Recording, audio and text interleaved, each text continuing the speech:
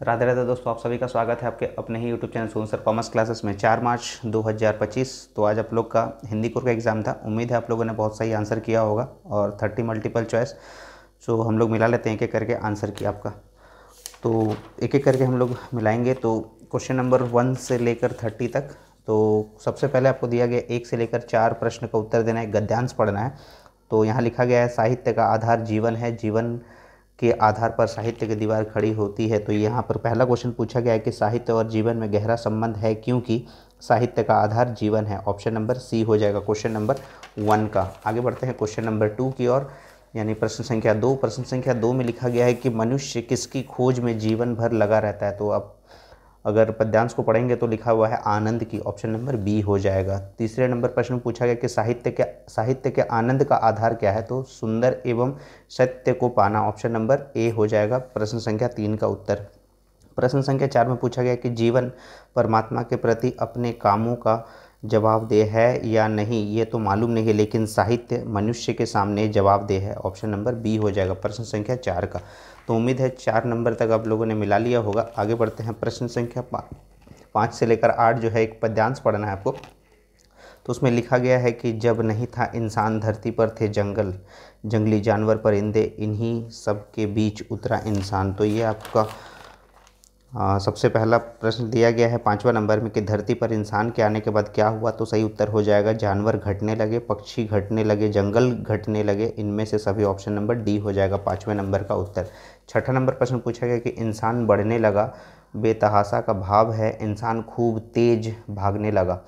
तो यहाँ पर सही उत्तर हो जाएगा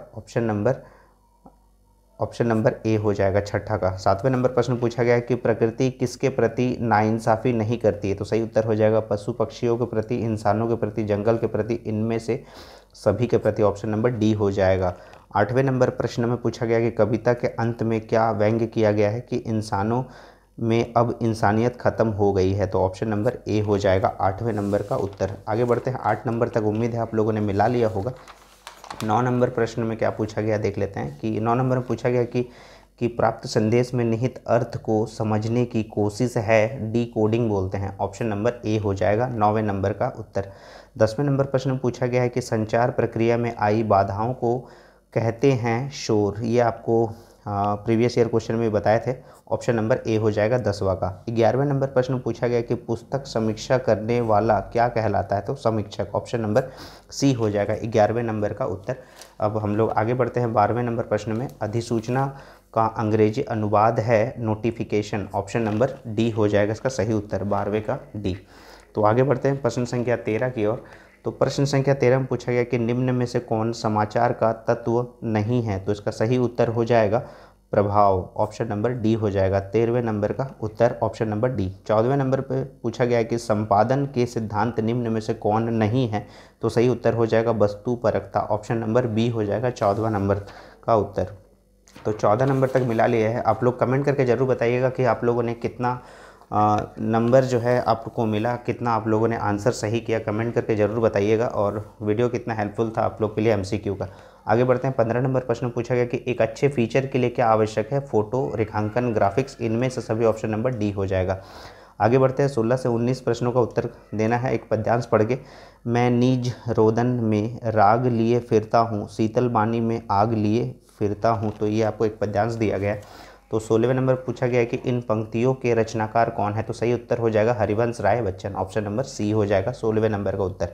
17वें नंबर पर प्रश्न पूछा गया कि शीतल वाणी में आग लिए फिरता हूँ में कौन सा अलंकार है। तो सही उत्तर हो जाएगा इसका विरोधाभास। ऑप्शन नंबर सी हो जाएगा 17 का। 18वें नंबर प्रश्न में पूछा गया कि प्रासाद शब्द का क्या अर्थ है। तो सही उत्तर हो जाएगा यहाँ पर महल। ऑप्शन नंबर बी हो जाएगा 18वें नंबर का उत्तर। आगे बढ़ते हैं 19वें नंबर में।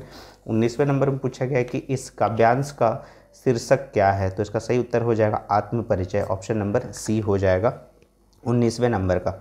आगे बढ़ते हैं 20वें नंबर में। निम्न में से किस कवि को हिंदी कविता के संवेदनशील नागर चेहरा कहा गया। तो सही उत्तर हो जाएगा Shamsher Bahadur Singh. Option number A हो जाएगा। 20वें नंबर तक मिला लिए हैं। तो आप लोग आंसर की ज़रूर देखिएगा, वीडियो को स्किप मत कीजिएगा और पूरा देखिएगा, आपको समझ में भी आ जाएगा कितना आप लोगों ने आंसर सही किया है। और कमेंट करके ज़रूर बताइए कितना आप लोगों ने मार्क्स अर्न किया, ज़रूर बताइएगा आप लोग। तो आगे बढ़ते हैं क्वेश्चन नंबर 20 के बाद क्वेश्चन नंबर 21 में कि रामचरितमानस किसकी रचना है, तो सही उत्तर हो जाएगा तुलसीदास जी की। ऑप्शन नंबर ए हो जाएगा 21वें नंबर का उत्तर। 22वें नंबर पूछा गया कि भक्तिन संस्मरण महादेवी वर्मा की किस कृति में संकलित है, तो सही उत्तर हो जाएगा स्मृति की रेखाएं। ऑप्शन नंबर बी हो जाएगा। 23वें नंबर प्रश्न पूछा गया कि पहलवान की ढोलक कहानी में शेर के बच्चे का असल नाम क्या था, तो सही उत्तर हो जाएगा चांद सिंह। ठीक है ना। तो बहुत जनों को लगा होगा कि लुट्टन सिंह होगा, लेकिन लुट्टन सिंह नहीं है, चांद सिंह है। ऑप्शन नंबर बी हो जाएगा 23वें का उत्तर। 24वें नंबर प्रश्न पूछा गया कि सीरीज के फूल साहित्य के किस विधा में लिखा गया, तो सही उत्तर हो जाएगा संस्मरण। ऑप्शन नंबर डी हो जाएगा। 24 तक हम लोग मिला लिए हैं और 24 नंबर के बाद हम लोग आगे बढ़ेंगे 25वें नंबर प्रश्न में। तो चलिए हम लोग आगे बढ़ते हैं, 25 का देख लेते हैं सही उत्तर क्या है। तो 25वें नंबर प्रश्न में पूछा गया है कि लेखक ने सीरीज की तुलना किसके साथ की है, तो सही उत्तर हो जाएगा गृहस्थ के साथ। ऑप्शन नंबर बी हो जाएगा 25वें का उत्तर। 26वें नंबर प्रश्न में पूछा गया है कि यशोधर पंत बार बार किस शब्द का प्रयोग करते हैं, तो सही उत्तर हो जाएगा it's okay. Option number C हो जाएगा 26वें नंबर का उत्तर। आप लोगों ने डिटेल में पढ़ा होगा तो आपको सही उत्तर पता होगा इसका। तो आगे बढ़ते हैं 26 के बाद 27वें नंबर में जूझ नामक पाठ का किस भाषा के हिंदी अनुवाद हुआ है, तो सही उत्तर हो जाएगा अवधि। ऑप्शन नंबर बी हो जाएगा 27वें का उत्तर। तो 27 के बाद हम लोग आगे बढ़ते हैं 28वें नंबर प्रश्न में। 28वें नंबर प्रश्न में पूछा गया कि भक्तिन कहानी में भक्तिन का क्या नाम था, तो सही उत्तर हो जाएगा यहाँ पर कि लक्ष्मीन अर्थात लक्ष्मी बोलते हैं। ऑप्शन नंबर सी हो जाएगा 28 का। 29वें नंबर प्रश्न पूछा गया कि बादल राग कविता में बादल किसका प्रतीक है, तो सही उत्तर हो जाएगा क्रांति का। ऑप्शन नंबर ए हो जाएगा 29वें नंबर का उत्तर। आगे बढ़ते हैं हम लोग 30वें नंबर प्रश्न में कि छोटा मेरा खेत कविता किस कवि की है, तो सही उत्तर हो जाएगा उमा शंकर जोशी। तो 30 प्रश्नों का उत्तर हम लोगों ने मिला लिया। उम्मीद है आप लोगों ने भी सही उत्तर किया होगा 30 का 30।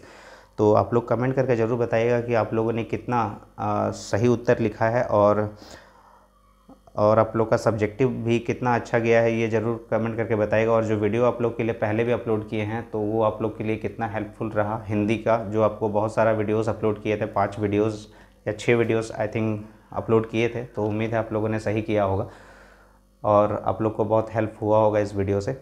तो इसी तरह से जुड़े रहेगा सोनू सर कॉमर्स क्लासेस में। और अगर आप लोगों ने कोई अगर आंसर की अभी तक नहीं देखा है, अगर कोई मिस कर दिए है आंसर की अभी तक, अगर आप लोगों ने नहीं देखा होगा तो आंसर की ज़रूर देखिएगा चैनल में जाकर सोनू सर कॉमर्स क्लासेस में। और अगर चैनल को अभी तक आप लोगों ने सब्सक्राइब नहीं किया है तो चैनल को ज़रूर सब्सक्राइब कर लें और इसी तरह से जुड़े रहिएगा सोनू सर कॉमर्स क्लासेस में। तब तक के लिए राधे राधे दोस्तों।